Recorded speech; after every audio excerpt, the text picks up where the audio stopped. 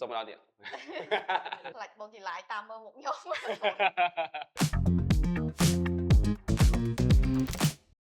សួស្ដីបងអញជួយណែនាំឈ្មោះនឹងតួនាទីរបស់បងនៅបូឌីបានទេ សួស្ដីខ្ញុំឈ្មោះឈីឡៃខ្ញុំជាប្រធានគ្រប់គ្រងផ្នែកលក់នៅក្រុមហ៊ុនបូឌី នៅក្នុងអូហ្វីសបងមានឈ្មោះហៅក្រៅអត់ មាន បាយស៊ីហៅខ្លាំងណាស់នេះ បាទពេលខ្លះហៅពេលខ្លះបែប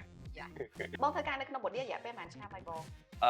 2 ឆ្នាំកន្លះ នៅក្នុងធីមបងឯងមានសមាជិកប្រហែលអ្នកដែរ មាន22នាក់ បងឯងគិតថាអ្វីដែលជាឧបសគ្គនៅក្នុងពេលកំពុងធ្វើការ នៅកំពុងធ្វើការគឺឧបសគ្គគឺមានរឿងថ្មីរហូតលក្ខណៈថាធ្វើឲ្យយើងរកគំនិតថ្មីដើម្បីបង្កើនទៅលើ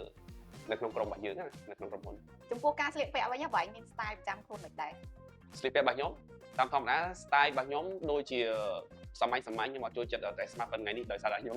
នៅមុខកាមេរ៉ាខ្ញុំ smart តិចហ្នឹង នៅក្នុងបំពេញយើងកន្លែងណាដែលបងឯងចង់ទៅ ខ្ញុំដូចជាអត់ចូលចិត្តខ្ញុំចូលចិត្តទៅកន្លែងស្ងាត់ព្រៃ